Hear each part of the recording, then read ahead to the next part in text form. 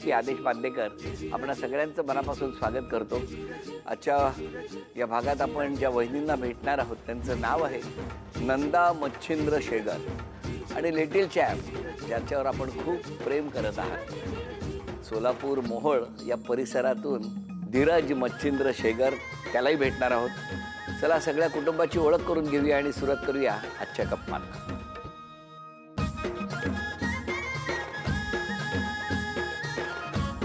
नमस्कार। नमस्कार सर। मालक नमस्कार। नमस्कार। द्या ओळख करून सगळ्यांची।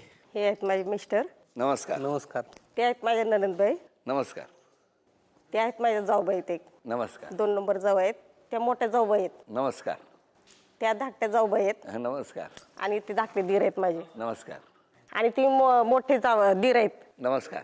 हां, आणि ती मोठी मुलगी आहे माझी मोनिका। नमस्कार। आणि ही 2 नंबर मुलगी आहे नमस्कार। ऋतिका। आणि एक धाकटा मुलगा ते सूरज। बरं बरं। मोठा मुलगा धीरज। हो। आणि ती एक माझी बहिणीची मुलगी आहे नमस्कार।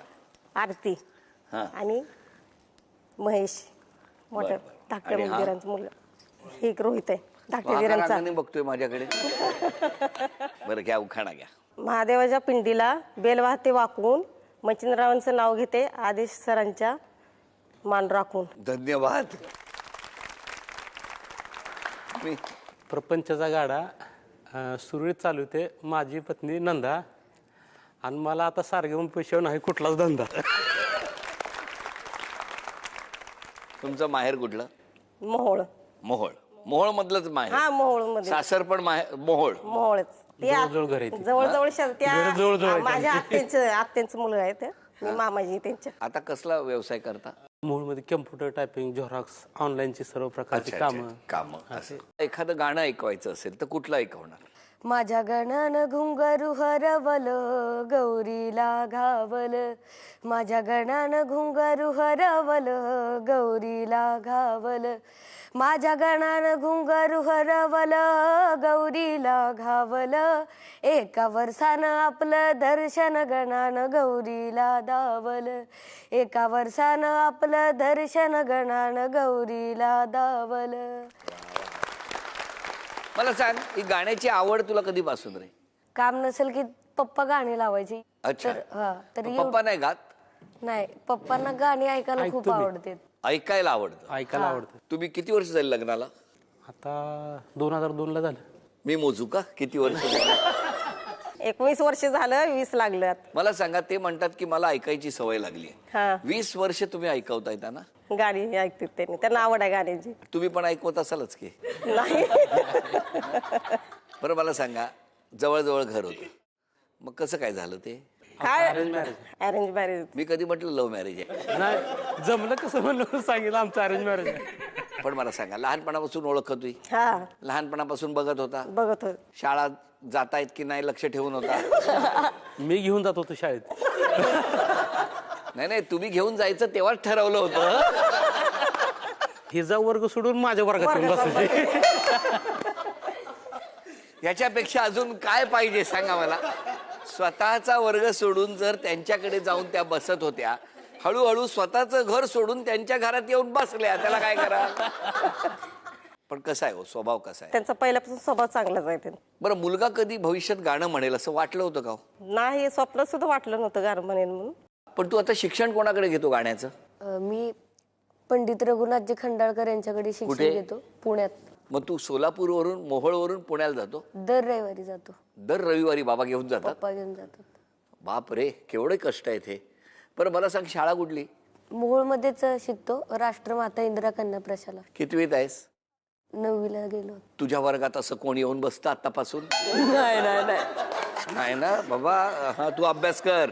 हा, बरं आता शाळेत काय प्रतिक्रिया आहेत? म्हणजे शाळेला पण आणि गावाला पण अभिमान वाटतो की मोहोळ मधला म्हणजे सोलापूर जिल्ह्यातला आपला पहिला असा स्पर्धक आहे की तो सारेगमपला गेला आतापर्यंत। तर खूप आनंद होतोय त्यांना। असं आहे, स्वप्नपूर्ती करणारा हा कार्यक्रम आहे आणि झी मराठी आहे।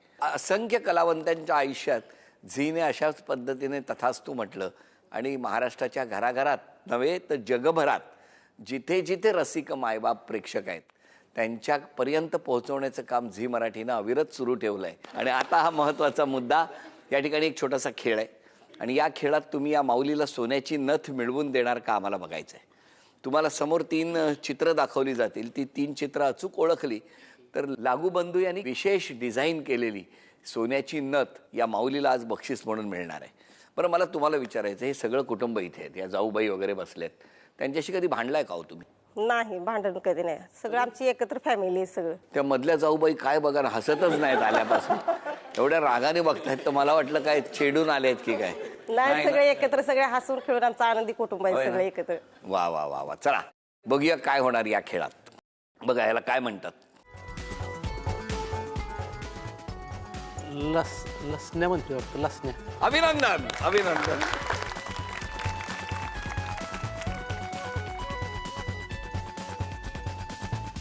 पाचू लॉकेट. अभिनंदन अभिनंदन.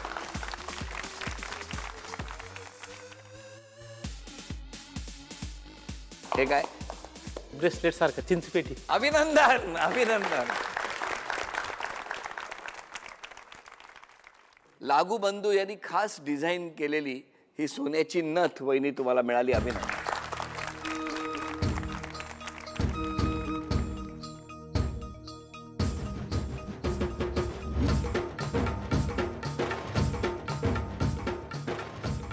नमस्कार. नमस्कार. या तुमच्या कोण? माझ्या धाकटे जाऊबाई येत आहे. आणि मोठ्या कुठल्या? मोठ्या ते आहेत थोरले. हा. कसं वाटतंय तुम्हाला आज? चांगलं वाटतं. ह्या कशा वागतात तुमच्या बरोबर? चांगले वागतात ते. आणि त्या धाकट्या आहेत त्या? त्या बी तसे चांगले आहेत. खरं सांगा, घरात कमी काम कोण करतं तुमच्या? काय म्हणा, सगळे करतात, सगळे हा? एकत्र सगळे करतात. तुम्ही सांगा हो. मीच कमी करते काम सगळ्यात. काय तुम्ही बाजू घेता? बघितलं, खरा पेपर फुटला ना. बहीण आहे. आम्ही सख्या बहिणी आहेत ना, सख्या बहिणी सख्या जावा त्या. पण लहानपणापासून तुम्ही कमी काम करायची सवयच होती का सवयच तुम्हाला? आहे मला. मग तुम्ही मोहळला का आले? मोहळा ह्यांच्यामुळे आली मी, बहिणीमुळे माझ्या. अच्छा अच्छा, तुम्ही बहिणीला भेटायला जात होता. अरे बहिणीचं लग्न आधी झालं होतं हो ना? हो मग तुम्हाला ताईची आठवण यायची. हो. मग ताईला भेटायला जायचे. हा. बरोबर ना? हो बरोबर. ताईला भेटता भेटता तिथंच राहूया असं वाटायला लागलं. कसं काय विषय? असंच मन जुळलं. कसं ते कसं जुळलं तेच विचारलं.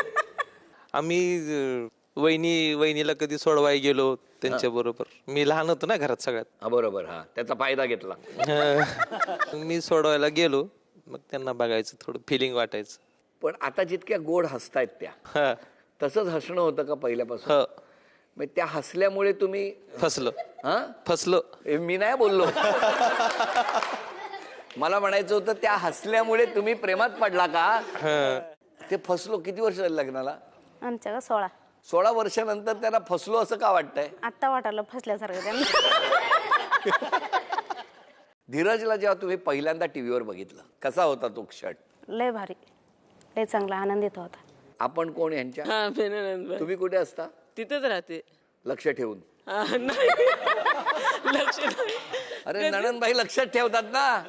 नाही आणखीन लक्ष कधी ठेवलं. आम्ही सगळे जे राहतो ती एक फॅमिली सारखं राहतो. आणि धीरज असं आहे म्हणजे आमच्या ह्याचं त्याने नाव रोशन केलं.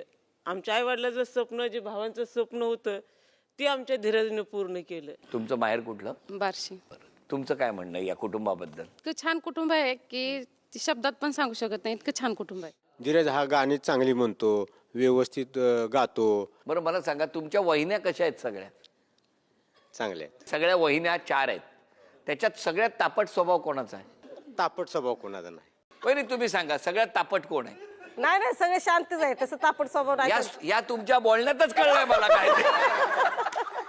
नाही सगळे शांतच आहेत. या आवाजाच्या फोर्स मध्ये तापटपणा कळलाय.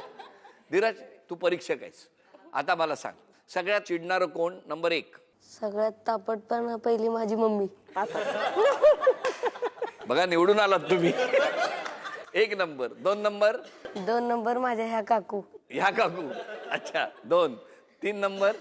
3 नंबर आमच्या मंगल मावशी. आणि 4 नंबर? त्या काकू. म्हणजे ह्या दोन काकू भांडत नाहीत, ह्या नेहमी हसत खेळत असतात. म्हणजे उरलेल्या 2 आहेत त्या नुसत्या भांडत असतात. आमचे वडील बहुरूपी कलाकार होते. प्रत्येक घरोघरी जायचं. आम्हाला 3 भावांचं शिक्षण केलं. तशा परिस्थितीत त्यांनी तो व्यवसाय जतन केला, आम्हाला शिकवलं, आज आम्हाला सेटल केलं.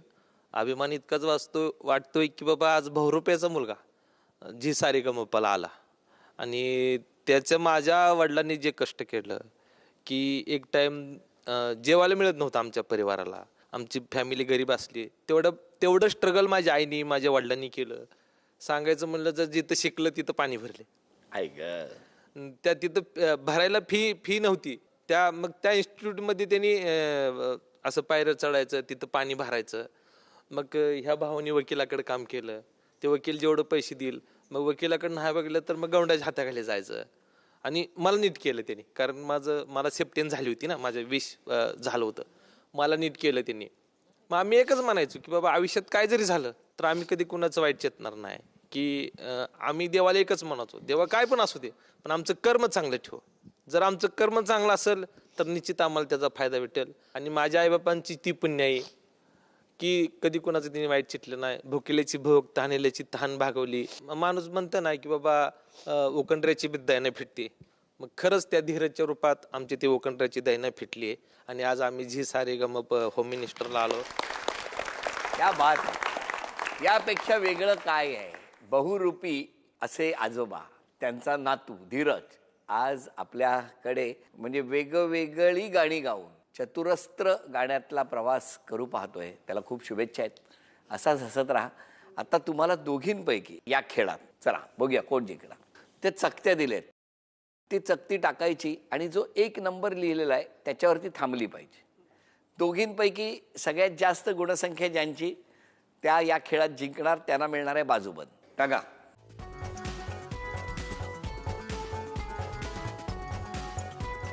एक,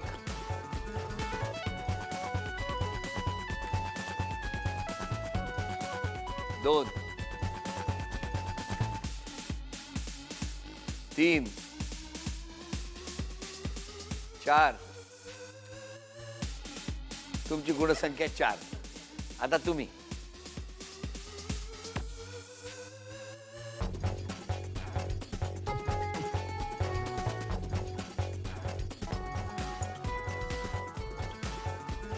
एक,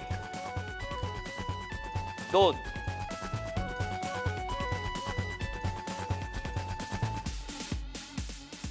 'अभिनंदन.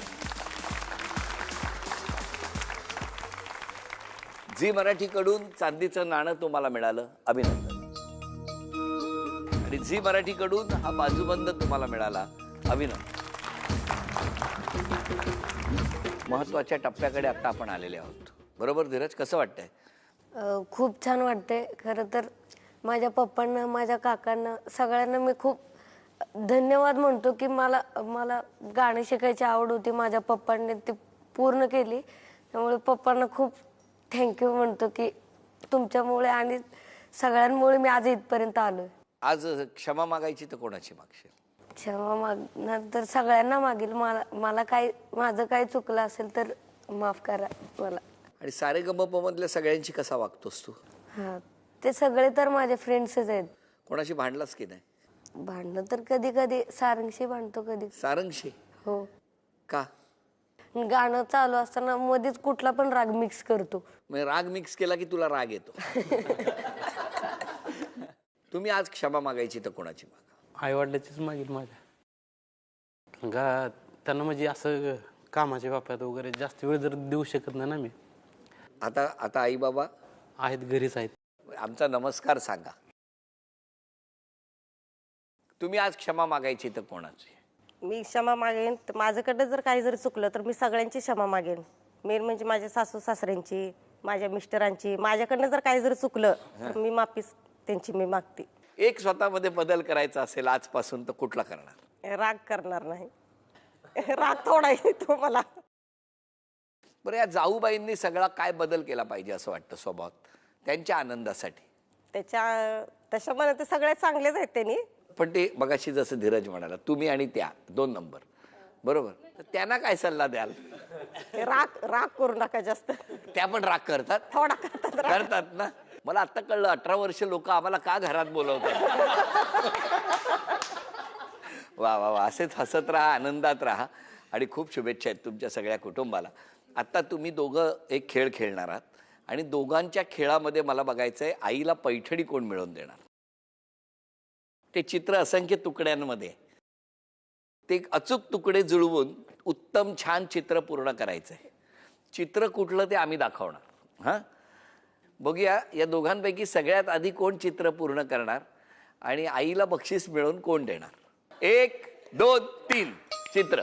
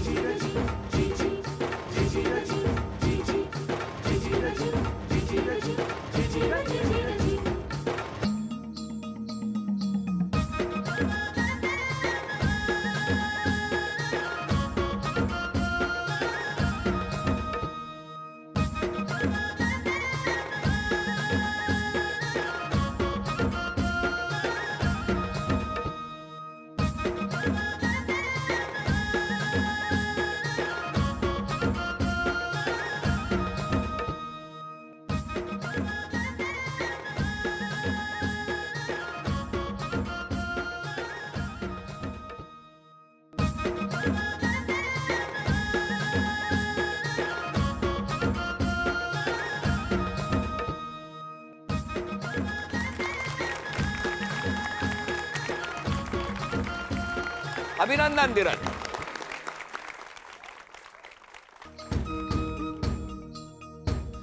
अभिनंदन. वहिनींना मिळत आहे तथास्तु पुणे आणि कोल्हापूर यांच्याकडून पैठणी. अभिनंदन.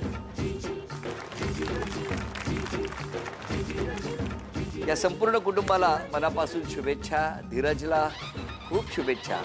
हसत राहा, आनंदात राहा आणि हो आपण सुद्धा आपली स्वतःची काळजी घेत राहा. असं म्हणत आजचा भाग इथे संपतो आहे. पुन्हा भेटणार अशीच एक पैठणी घेऊन होम मिनिस्टरच्या पुढच्या भागात. नमस्कार.